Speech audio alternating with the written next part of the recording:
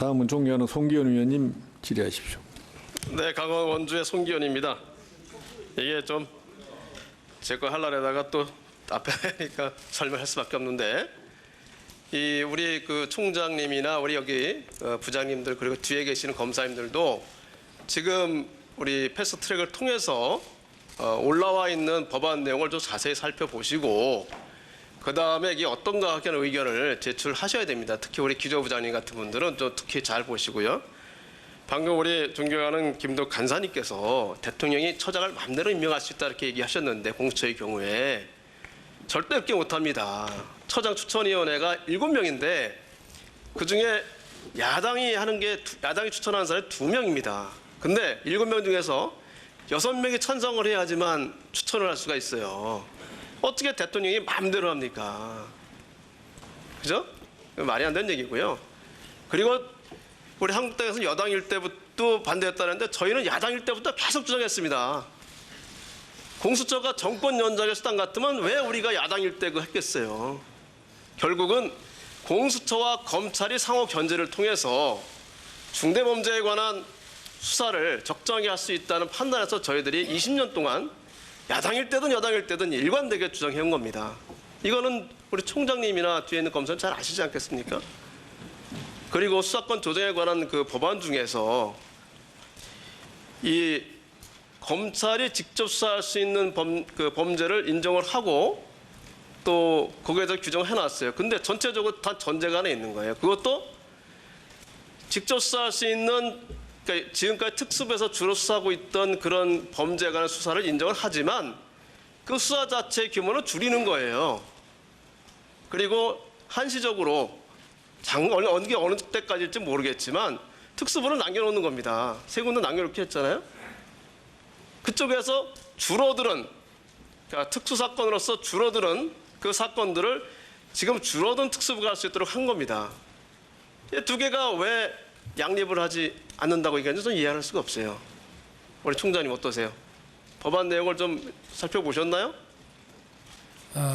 아무래도 이제 특수부가 이런 경제범죄나 공직부패에 대해서 굉장히 특화되어 있는 조직인 게 맞기 때문에 그걸 줄인다고 하면은 이런 경제금융범죄와 공직비리에 대한 그 대응 역량이 좀 줄지 않겠나 하는 우려는 있을 수 있습니다. 아니, 내가 물어본 데가 그 얘기가 아니잖아요. 법안 내용에 이 특수부를 줄이는 거하고 이 지금 수사권 조정하는 법안에 들어가 있는 직접 수사할 수 있는 사건 범죄를 넣어놓은 거하고 양떼지 않는다고 얘기하길래 그 양떼는 게 아니다. 두 개 같이 가는 거다. 그런 말씀 제가 드리는 거예요. 그러니까 제가 무슨 뜻인지 아시겠습니까? 제 말씀이 그게 양립이 안 된다고 생각하실 수 있는 그런 우려는 있지만 저희들이 전체적으로 직접 수사의 양을 줄일 것이기 때문에 특수부를 좀 축소 운영을 해도 뭐 경우에 따라서는 좀 효율이 떨어질지는 모르지만 일단 해보겠다 이런 말씀이고요. 뭐 만약에 해보다가 정말 국가적인 수요가 막 일어나고 도저히 안 되겠다 그러면 그때 또 의원님들께서 먼저 말씀을 하셔서 이런 거는 좀 해야 되는 거 아니냐 이렇게 하실 수 있지 않겠습니까? 그건 나중에 입법에 맡겨져 있는 거고요. 현재 법안은 그렇다는 설명을 다시 한번 드리는 거라는 말씀 드리고요. 또 하나는 우리 지금 우리 윤 총장을 비롯한 이 검찰이 정치적으로 지금 중립이 돼 있습니까? 안 돼 있습니까? 저희들은 아까도 말씀드렸지만 좌고우면하지 않고 법과 원칙에 따라서 그럼 어느 때보다 중립이 되어 있는 거예요. 수사 자체에 대해서 관여하지 않는다는 거예요. 또 PPT 하나만 잠깐 띄워주시면 제가 참고로 이 말씀을 먼저 드려야 되겠어요.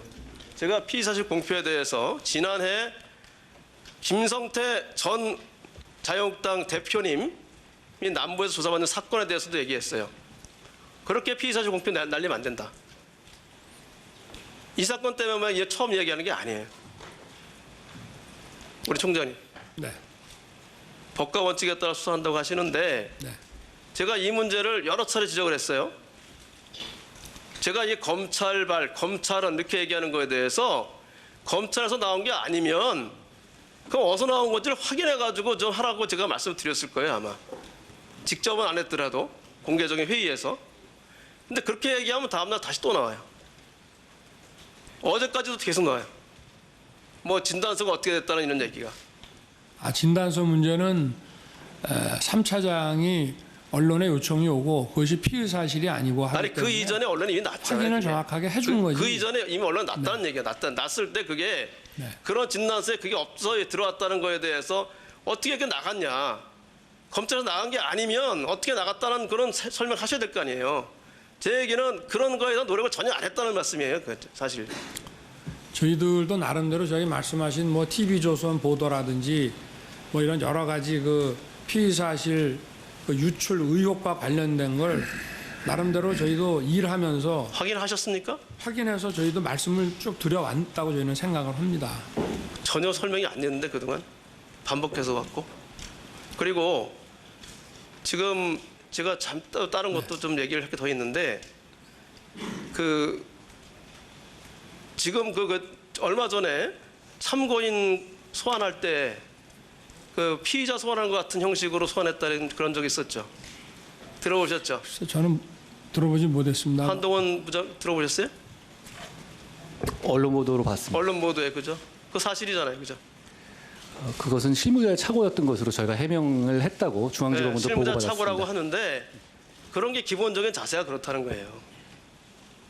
참고인도 그러니까 참고인을 그래 소환한 한 번의 문제가 아니라 참고인을 불러서 조사할 때 굉장히 그것에 대해서는 갔다 온 사람이 좀 많이 거부감을 갖게 했다고 그래요. 그런 것 때문에 뭐라라는 거예요. 제가 여러 번 강조했어요. 수사를 하라 말라 하지 않았다고. 수사들 다 하라고 내가 여러 번 강조했습니다. 그러니까 이렇게 얘기가 안 나오도록 수사할 수 있는 거 아니에요? 우리 한동훈 부장 정도 되면? 최고의 검사인데?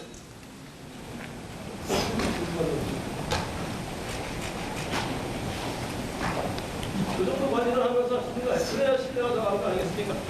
우리 한동훈 부장님 어떻게 생각하세요? 예, 저희가 부족한 부분을 좀 더 살피면서 수사하겠습니다. 그래서 정말 그렇게 법과 원칙대로 수사를 한다는 것을 잘 못 믿기는 거예요. 너무 반복되니까 이게 한두 건이 아니잖아 너무. 이게 PPT 하면 계속 돌려봐. 이게 한 장면이 아니라 또 세 장씩 했어요. 이것도 제가 명백해가 자른 것만 있는 거예요. 이것도 검찰 이렇게 돼서 나온 것만. 관계자 이렇게 나온 건 빼고 그냥 딴 사람한테 혹시 들었을 때 모른다 이렇게 보도된 거는 빼고. 그래 여태까지 이게 피의사실 공표 얘기도 뭐 공무원 유칭 얘기 나오고 그랬는데 여태까지 계속 이래오니까 이것에 대해서 우리가 잘 안 믿겨진다는 이런 얘기예요. 총장님. 아니 저기 지금 보시면은 아까 조금 전에 조금 앞으로 좀 가봐 주시죠. 그냥 봐도 저거는 뭐 중앙일보에서 뭐 누구 영장을 청구하고 무슨 범죄 위반 이렇게 돼 있는 거를 검찰의 그 피의 사실 유출이라고 할 수는 없을 것 같은데요. 이건 잘라서 낸 거지. 잘라서 이렇게 찍어서. 그래서 TV조선 저것도 그 당시에 저희가 다 설명을 했습니다. 예? 저것도 뭐 무슨 검찰에서 어떻게 한 것이 아니라 당시에 저 원장실 바깥에 있던 기자들이 대거 들어와 가지고 자기들이 막 열어보고 한 거고 검찰 수사관은 저 컴퓨터만 딱 디지털 자료만 들고 밖으로 나갔다고 지금 저도 보고 받았거든요. 네. 그런 부분은 확인하시고 대응을 했어야죠. 제가 전에도 또 한번 얘기한 게 있지만 네. 지금 현재 이렇게 하고 지침만 가지고 효력을 발휘할 수가 없어요. 저희도 지금 뭐 되는 거예요. 하여튼 다른 어떤 사건보다 앞으로 갈수록 하여튼 그래서 제가 이게 뭐가 나왔다고 해가지고 누군지도 모르면서 그냥 아무나 휴대폰 다 내라고 해서 뒤지고 하면 그 자체가 또 범죄가 되고 인권침해가 됩니다. 그래서 저희가 이 시스템 자체를 그러니까 소초동의 그 기사량을 좀 줄이고 합당한 것만 보도될 수 있도록 좀 바꿔나가겠다라고 하는 말씀을 드리는 겁니다. 그래서 네. 네. 지금 누구를 잡아서 처벌하는 것만으로 안 된다. 네. 그런 말씀 다시 한번 드리고 나중에 추가로. 예, 수고하셨습니다. 주 질의 마지막 순서로 존경하는 오신환 위원님 질의하시기 바랍니다. 예, 서울 관악을 출신 오신환 의원입니다. 총장님, 우리가 66일간의 조국 사태가 갖는 의미가 무엇인지를 개별적인 개인적인 국민으로서 또 그리고 여기 계신 분들은 검사로서 직분을 가지고 또 저희 같은 경우는 정치인 국회의원으로서 어떤 의미를 갖는지를 한번 되새겨봐야 된다 이렇게 생각합니다. 그 과정 속에서 이제 검찰 개혁에 대한 논의가 많이 있는데 총장님께서는 검찰 개혁의 그 본질은 무엇이라고 생각합니까? 글쎄, 아까도 말씀드리지만 그 준사법기관으로서 어떤 그 외부의 그 영향을 받지 않고 오로지 그 증거와 법리에 따라서 사건을 처리할 수 있는 네. 그런 것이 보장되어야 한다는 거 하나 하고 네. 그다음에 검찰에 국민들이 생각하시는 과도한 권한 집중이 되어 있는 것을 좀 분산해서 예. 그것이 만약에 뭐 필요하면 더 많은 권한을 국가가 보유해야 되지만 한 기관에 집중시키지 않고 분산해서 서로 견제와 균형이 이루어질 수 있도록 한다는 그 두 가지 방향에 있지 않는가. 네, 지금 그런 의미에서 보면 네. 여러 의원들도 그렇고 국민들도 생각하는 검찰 개혁에 대한 규정이 각자의 생각에 따라 좀 많이 다를 수가 있습니다. 하지만 지금 대체적으로 총장님 말씀하신 정치적인 중립 독립성을 확보한 수사를 공정하게 할 수 있느냐의 문제, 그리고 과도한 권한 행사를 어떻게 분산할 것이냐라는 부분이 남을 것 같은데요. 지금 패스트트랙 법안에 있는 것은 공수처와 검경수사권 조정, 검경수사권 조정과 공수처는 지금 과도한 검찰권 행사에 대해서 분산하는 의미는 가질 수 있을 것 같아요. 근데 앞에 말씀하신 검찰이 어떻게 정치적인 중립성과 수사 독립성을 확보할 수 있느냐, 이 부분에 대한 논의는 하지 않고 있습니다. 실제로. 예?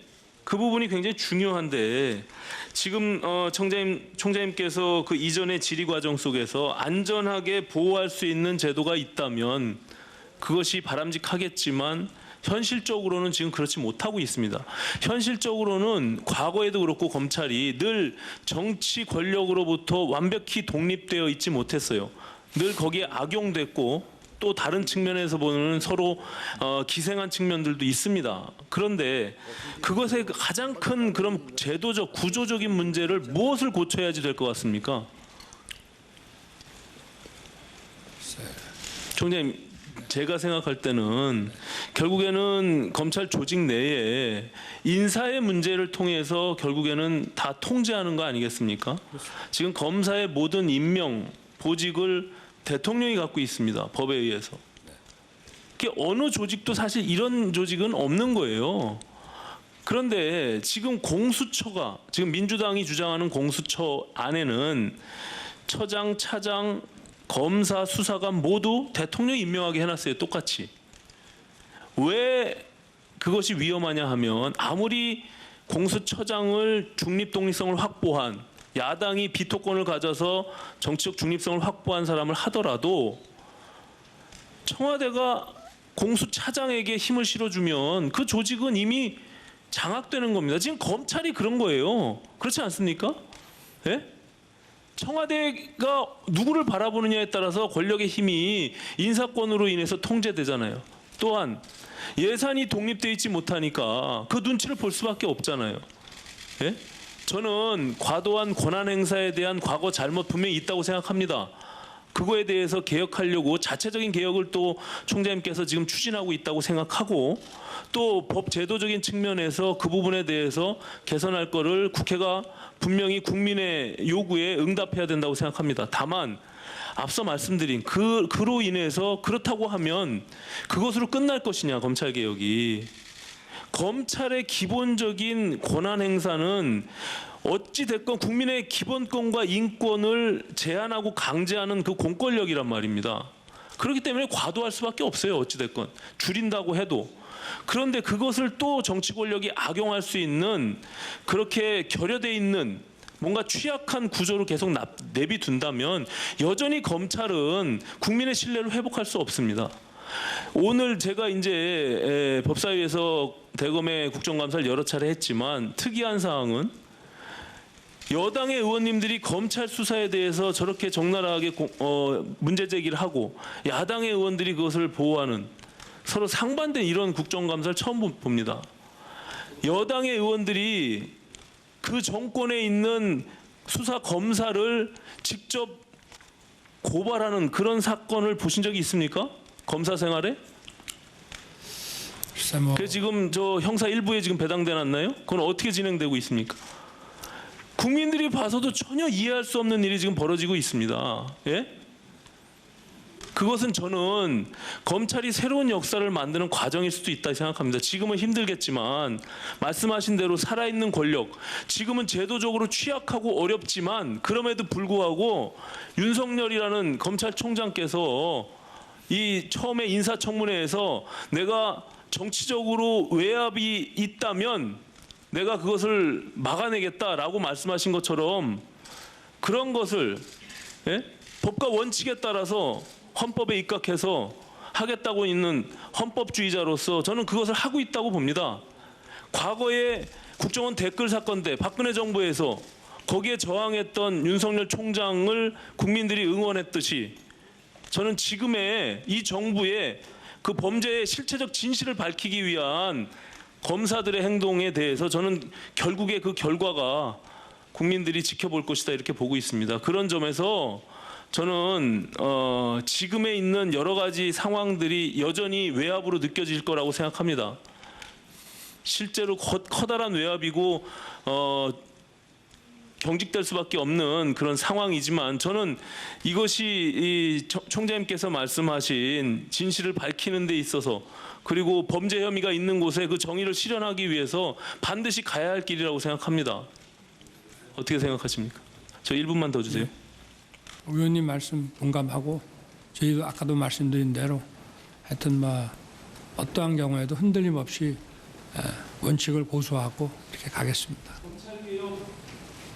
국민의 뜻 받들어 과감한 검찰개혁 추진하겠다고 약속하셨습니다. 지금까지 했던 과거 박상기 장관이 하겠다고 2년 2개월 동안 한 것을 못하다가 어찌됐건 지금 검찰총장인 윤석열 총장이 과감하게 시행했어요. 세 가지 다. 그 다음에 개혁 방안 혹시 뭐 갖고 계신 거 있습니까? 제가 듣기로는 그 저는 기본적으로 수사권과 기소권을 분리시켜야 된다고 생각합니다. 예. 지금 현재 수사 총량을 줄이더라도 기본적으로 기소하는 검사와 수사하는 검사를 나눌 생각 없습니까? 그게 이제 그 프랑스나 라틴식의 그 수사 판사와 이제 검사 이런 개념인데요. 일단 좀 법적인 어떤 이런 게 좀 보완이 필요하지 않나 이렇게 생각이 되고요. 저는 뭐 장기적으로 볼 때는 좀 저희가 좀 검토할 만한 그런 좋은 제도가 아닌가 이렇게 생각합니다. 근데 지금 당장 저희가 하기에는 좀 어려운 점이 있습니다. 예, 수고하셨습니다. 이로써 위원님들의 주질의가 모두 끝이 났습니다. 주질의 과정에서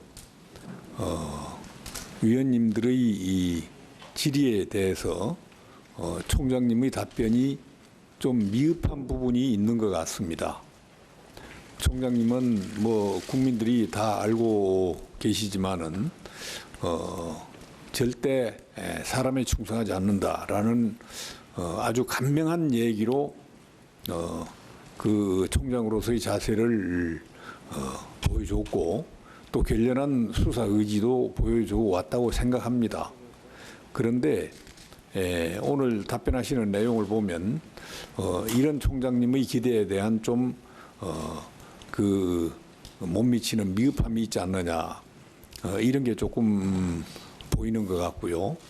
그리고 위원님들의 질의 내용에 대해서도 또 다른 의견도 좀 있는 분들이 계시고 해서 제가 이런 걸 보충하는 의미에서 몇 가지 질의를 하도록 하겠습니다. 조국의 장관 사태 이후에 지금 정치권은 물론이고 국민들도 제1의 화두가 검찰 개혁 이렇게 떠올라 있는 것은 뭐 다 아실 거고요. 그리고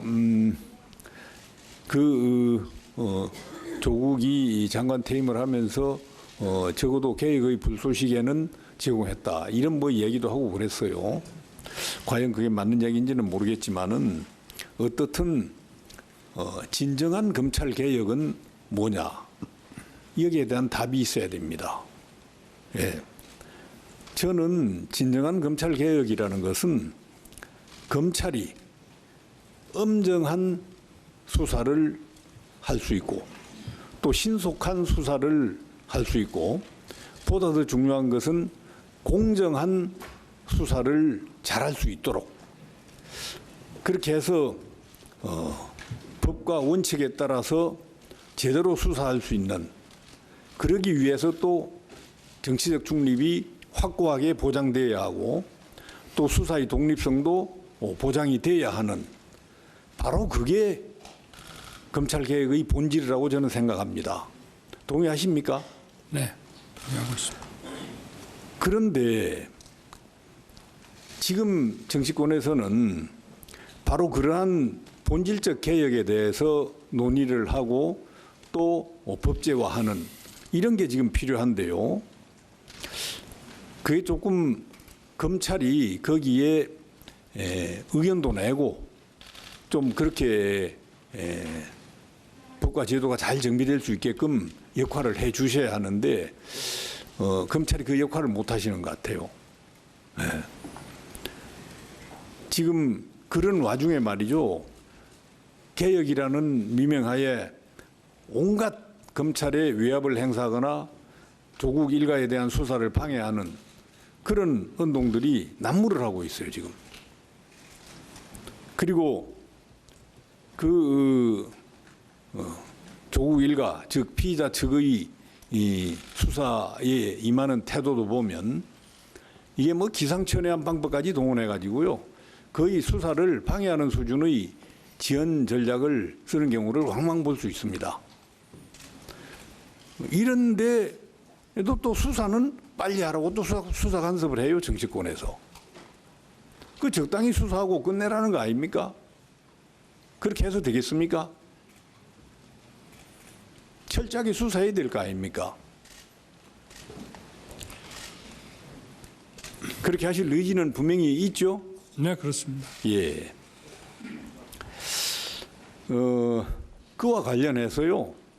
지금 대통령이 이 수사 검찰 개혁을 말씀하신 뒤에 아주 뭐 엄청난 규모의 이 촛불 집회가 이 바로 서초동 검찰청사 바로 옆에서 여러 번 개최되었습니다. 그리고 들고 나온 팻말을 보면 전부 수사 개혁이에요. 조국 수호 뭐 이런 팻말을 들고 나와서 집회를 합니다. 여기에 검찰이 위축돼서는 안 됩니다. 심지어 이런 행위들을 통해서 검찰총장님 개인에 대한 비난도 아주 도를 넘고 있는 것 같아요. 뭐 심지어 사퇴를 주장하는 경우도 있고 또 오늘 문제가 되었지만은 한겨레 신문이라는 상당한 영향력을 가지고 있는 신문에서조차 전혀 허무맹랑한 그런 보도를 하고 있단 말이에요. 총장을 비하하거나 뭐 검찰 수사를 방해하려고 하는 그런 의도인 것 같은데 여기에 대해서 총장께서 고소를 했단 말이에요. 그 고소를 안 하는 게 낫지 않았느냐, 취할 생각이 없느냐 이런 질의가 오늘 있었습니다. 몇몇 위원님들 사이에. 이거 총장님 개인에 대한 비하나 비난이 아닙니다. 검찰의 신뢰, 특히 조국 일가에 대한 수사, 여기에 영향을 미치기 위한 그런 일련의 행위 중에 하나다. 저는 이렇게 파악해요. 엄정하게 대처해야죠. 거기에 뭐 그냥 뭐 적당히 그 수사도 고소를 취해버리거나 사과 한마디 했다 해가지고 고소를 취하거나 이럴 일이 저는 아니라고 봅니다. 어떻든 검찰이 권력에 맞서서 정치적 중립을 철저히 지키면서 살아있는 권력에 맞서서 수사를 할 의지를 확고하게 하지 않는 다음에야 검찰개혁은 공수표입니다. 그리고 지금 논의되고 있는 검찰개혁도 아마 쉽지 않을 거예요. 지금 공수처를 바라보는 여야의 시각 분명히 엄청나게 차이가 있습니다. 그리고 검경수사권 조정과 관련된 형사소송법 개정이나 검찰청법 개정도 마찬가지입니다.